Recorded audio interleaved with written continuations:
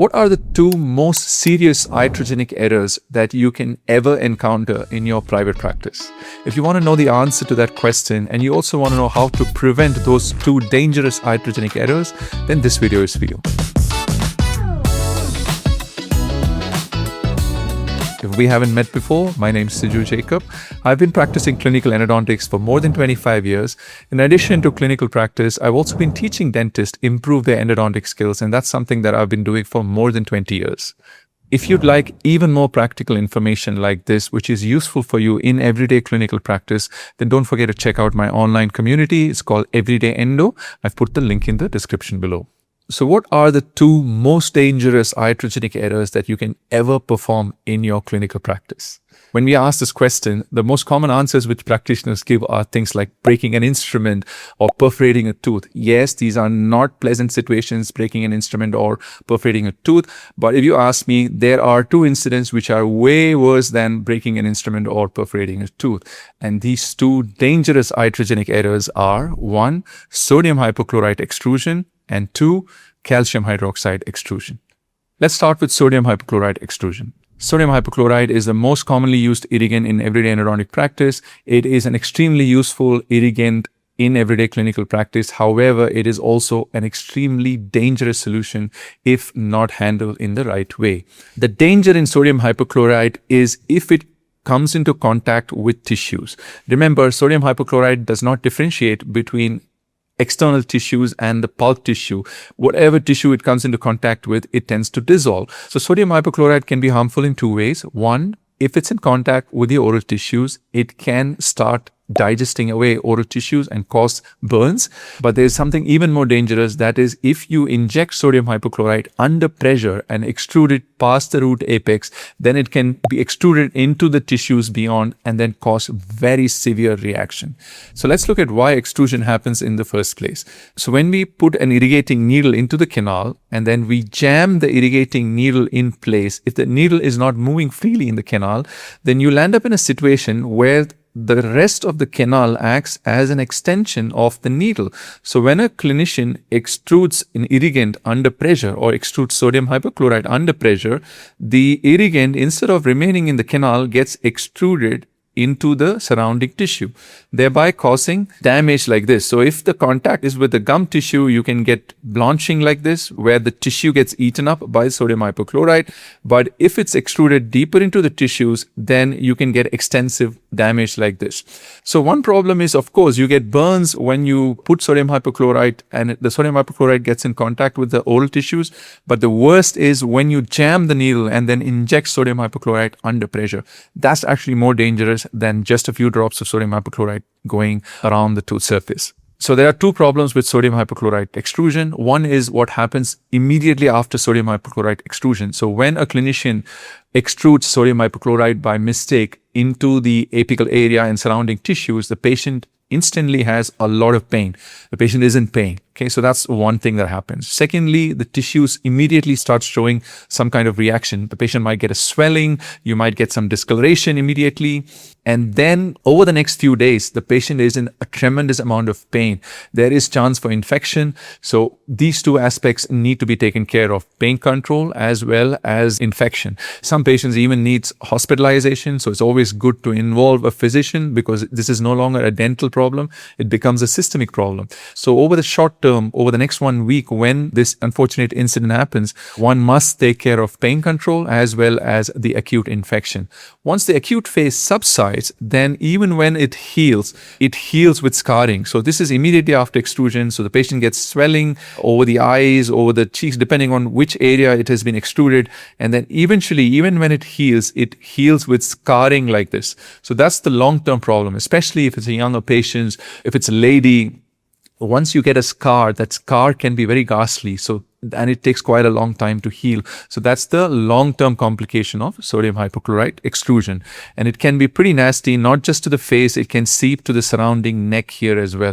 So you can get these sort of discolorations all around the face, around the eyes, the cheeks, and cascading all around to the neck area as well, depending on where all the sodium hypochlorite has got into the bloodstream. So it's a very, very serious incident. And like I said, the best thing to do is to prevent sodium hypochlorite extrusion. So we look at how to prevent sodium hypochlorite extrusion.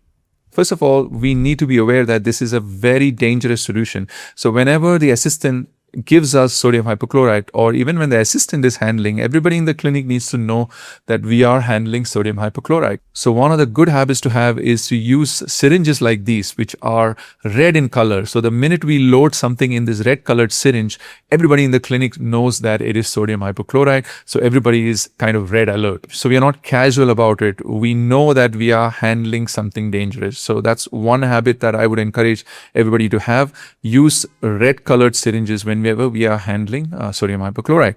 Secondly, use a rubber dam. Rubber dams should be used mandatorily for many other reasons, but sodium hypochlorite is another reason. And not just use a rubber dam, you can use opal dam around the rubber dam to seal all these areas where there could be some gaps around the rubber dam and the tooth surface. So we can use a combination of rubber dam as well as opal dam to make sure everything is sealed. So whenever we use hypochlorite, we make sure that because of the rubber dam, everything stays outside and does not diffuse into the tissues in the oral cavity. Thirdly, we can use side-vented needles. What are side-vented needles? These have a vent on the side rather than a tip. Remember, we discussed one of the problems why extrusion happens is the needle gets jammed in the canal, and under pressure, because the vent is at the tip of the needle, the irrigant gets extruded at the tip, and then the rest of the canal acts as an extension of this needle. So if you have a vent on top, like how it is in a side-vented needle instead of the tip, then when the clinician extrudes the irrigant moves laterally instead of apically. So this is one way to minimize chances of extrusion. It's not a foolproof method. You can jam needles even with side-vented needles, but your chances are lesser when compared to a traditional needle with the vent at the tip. So side-vented needles are mandatory when we use sodium hypochlorite. So those are some of the preventive measures that you can use. Remember, once it happens, it is not a good scenario. The best way to do is use these techniques and prevent this from ever happening. Now let's look at the second most dangerous iatrogenic error that you can perform in your clinical practice, and that is calcium hydroxide extrusion. So when we say calcium hydroxide extrusion, the majority of the times we are not talking about a small blob of calcium hydroxide going past the apex because we've used the master cone up to the apex and a little bit of calcium hydroxide escapes beyond the apex.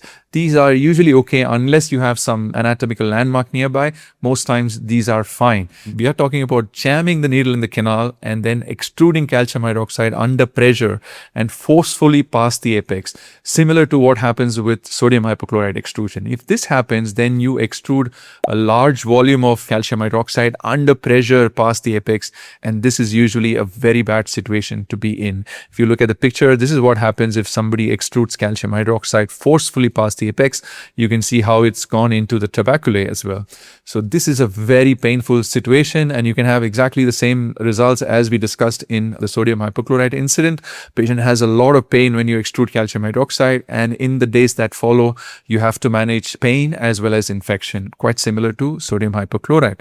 If you have vital structures below the tooth, for example, the inferior alveolar nerve here, the calcium hydroxide can get dragged into the inferior alveolar nerve canal or the mental foramen or even the sinus. And if it is in the vicinity of a canal where the nerve gets affected, then the patient tends to have paresthesia. And once they have paresthesia, we don't know how long the paresthesia lasts. In some cases, it can even be permanent, and this can result in loss of reputation of the practice and a whole lot of issues for the patient as well. So again, it's a very unfortunate incident that you want to avoid in your clinical practice. So how do we prevent calcium hydroxide extrusion? Where there are some measures that you can take that minimizes your chances of extruding calcium hydroxide. To start with, whenever we get a tooth where the tip of the root is in close proximity to the inferior alveolar canal, then we have to be extra careful. Even a small drop goes into the canal, you have a chance of getting paresthesia. And there have been so many incidents that I've heard of this happening.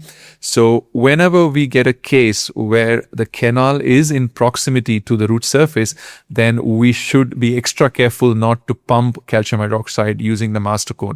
It's always a good idea to keep everything slightly short. So that's step number one. Whenever you treat a tooth, look at where is the tip of the root and what's the relationship of the tip of the root to some of the landmarks below the tip of the root, like a canal or a nerve, the mental nerve, the inferior alveolar nerve, and sinus. These are all important landmarks where if you find the tip of the root is quite close to any of these landmarks, then be very careful not to extrude calcium hydroxide. So that's step number one.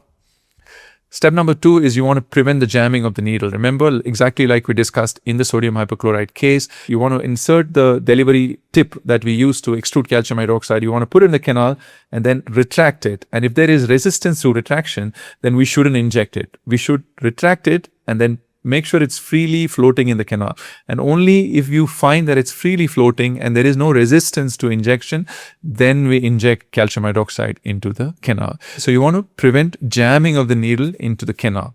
Another good habit to have is to extrude a little bit of calcium hydroxide outside. You can put it a little bit on the rubber dam outside or on your gloved hand, and then take the needle into the canal and extrude. Because sometimes what happens is a little bit of the calcium hydroxide is hardened at the tip, and sometimes to extrude, you tend to put a little extra force, and then suddenly this hardened mass breaks free and you get this rush of calcium hydroxide, and that also can result in extrusion. So you want to extrude a little bit to start with outside before the needle even goes into the tooth.